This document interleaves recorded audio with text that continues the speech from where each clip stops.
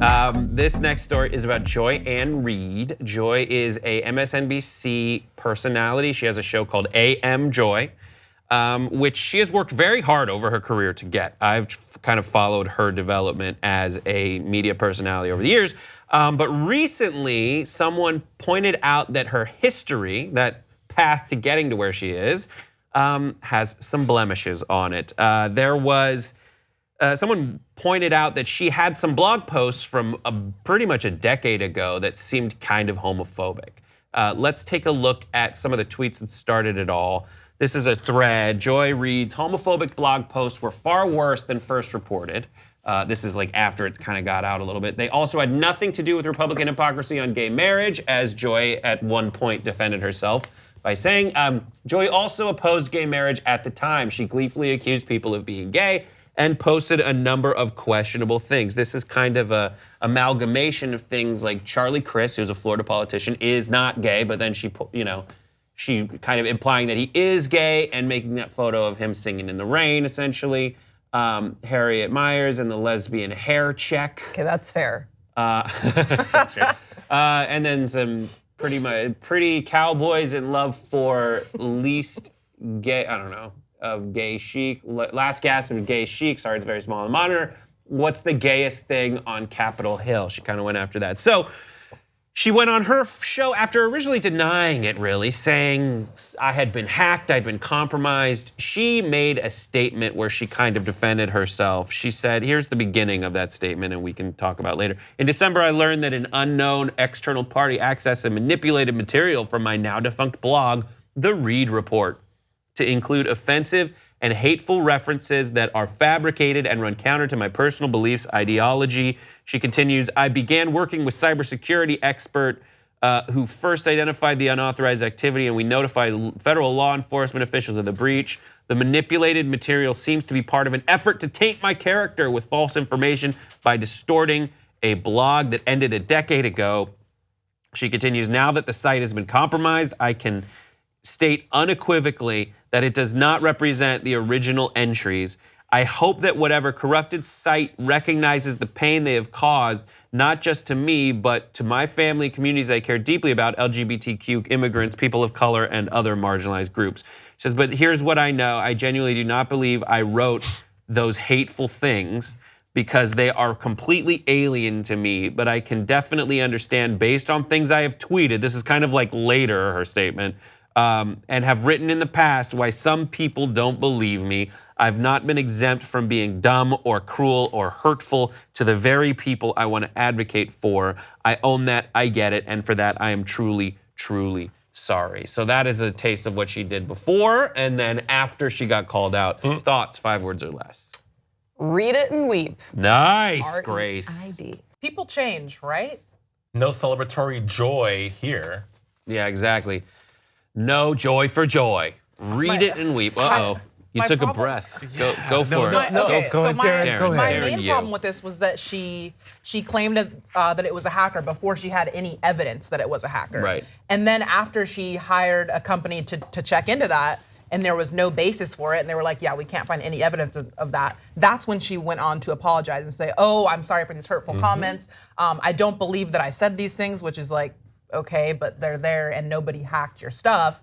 And there was kind of a pattern of it too, not just in, it was like a 3 or 4 year span that these homophobic things were being said. So it makes the apology sound really insincere to me when it comes after, oh, there was no evidence of somebody else doing it. Guess I have to apologize. It wasn't. It was very insincere. I'm not going to sit here and stand for Joy because I think that Joy Reid is a smart woman.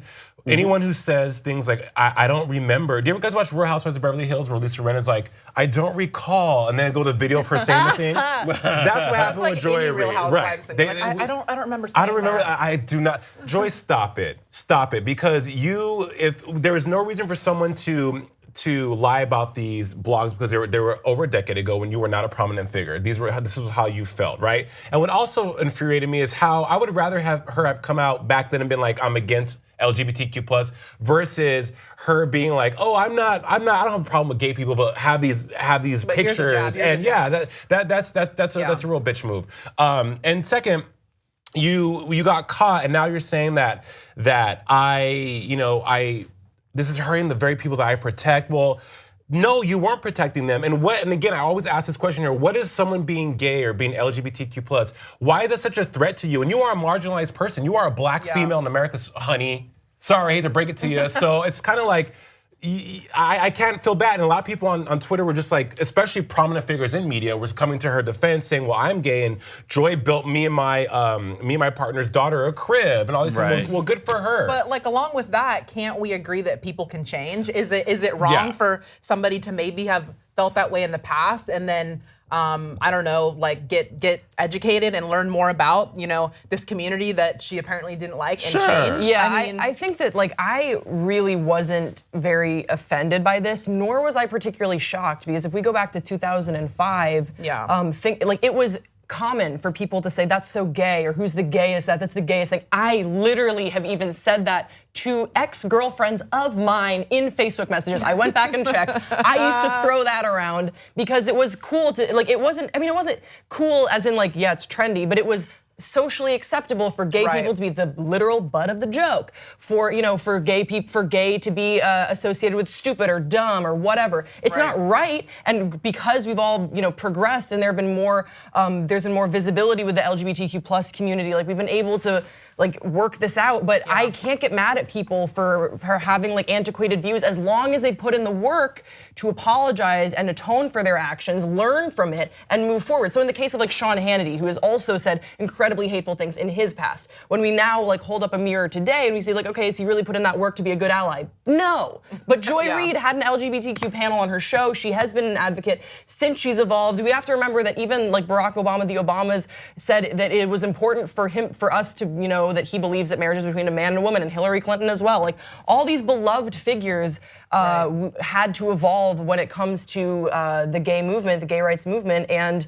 I feel like I don't want to tear anyone down for that, as long as they can be a good ally now and that they can be held accountable for the ignorant things that they said. But dude, we've all been so ignorant. Posts will come up on my Facebook feed between Darren and I. We've been friends for years and years and years. Racist a little bit. And what did you say that was racist, Grace? Well, okay, there was one specifically that was like, she said, yeah, your hair's curly, but it's not like nappy or something. And she's like, is that racist? LOL.